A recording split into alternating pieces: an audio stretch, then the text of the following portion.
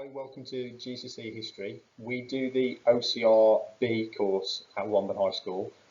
So when you go on the OCR website, or if you come across any OCR stuff, make sure that it's OCR B.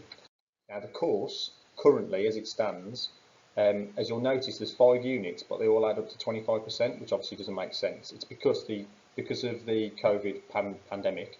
The exam board have decided to knock one of the units off to make up the time that we lost during lockdown, which is really good for us because it gives us plenty of time. So we are continuing to do the normal conquest, and that's a compulsory unit, we have no choice about it. We are then doing the People's Health one because the students have already studied that. We've already studied Kenilworth as well, so Kenilworth Castle and the site study, we are keeping with that one. And out of the 2 units we had left, we decided, because the students wanted to do it the most, that we do living under Nazi rule. So we're doing Nazi Germany. That means that, although it's my favourite one, unfortunately, the one that we won't be doing is the American West, or America in the 1800s. So we will not be doing that one this year. The exam board have also divided it into 4 one-hour exams to make up for the fact that we've lost a unit. So there's the current exam dates and the exams that they will do on those exam dates. So Norman Conquest first, then People's Health, then the Kenilworth Castle one, and finally living lower life in Nazi Germany. I wouldn't recommend you buy the textbooks, and I'll show you in a second that they're already online for you.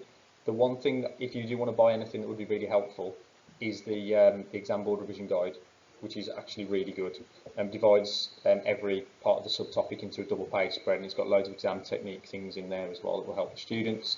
And it's £9.54, which, as these things go, is not too bad. As I said, the textbooks, they're way too detailed, although they're a good reference point if you really want them, and they're good for if I set online work as well, but they are available on Wise. Now, if you go on to the history area of Wise, and then if you click on revision, and then if you click on textbooks, all of the textbooks that they need apart from Kenilworth, because there's no textbook for Kenilworth, are available there, so all the information is on there already. There's lots more good stuff on that revision section as well. That they can use and have a look around. One thing I want to particularly talk to you about is knowledge organisers, which are new for this year. But basically, we've divided every part of the topic into 1-page sheets to revise from, with all the core knowledge on there. So for Kenilworth, for example, there's 5 knowledge organisers. Rather than having a big thick booklet, which we will provide booklets on top for the extra information, but for the bare bones of what they need to know, it's all on these knowledge organisers, which are available on there, and they are also being given to the students as well. BBC Bite Size is really good for certain topics, but not others. The Normans, for example, there's plenty on there, and the stuff on Nazi Germany as well. I really recommend, for Kenilworth Castle, the Dan Snow documentary on YouTube. It's only 12 minutes long. It takes you around the castle, the history of the castle, and all the key features. So whether they visited or not, it's been a while since they visited. It completely reminds them of what it was like, because the castle itself is the source when it comes to this exam. So you need to be able to refer to features of the castle, who built it, when, etc. So I really would recommend that. There's also the Kenilworth Castle website, which it mentions on the bottom there, and if you just Google Kenilworth Castle, English Heritage Kenilworth Castle website, it comes up as well. What can you do to help your son or daughter? I would say encourage them to come to, we're going to start Tuesday after school revision sessions where we go through the content. There are before school ones for certain students, and we're going to change who those certain students are throughout the year.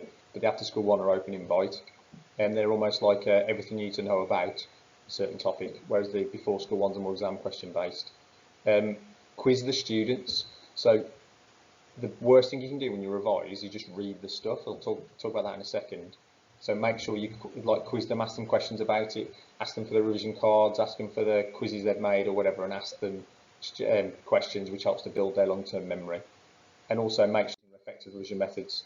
Don't just read, it doesn't work. They'll tell you it works, but it doesn't. So self-quizzing, make quizzes, test yourself on them, or get a family member to test them and review them. And it's the effort of remembering that builds the memory. Mind maps, it's a way of history, there's a lot of content. You can get a lot of content onto one sheet of paper with just the key information. And then revision cards or flashcards as well.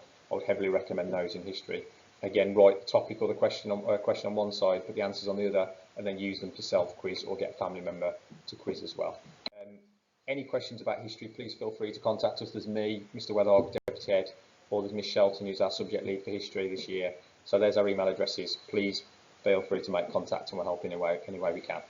Good luck with it all, and as I said, we're happy to help in any way.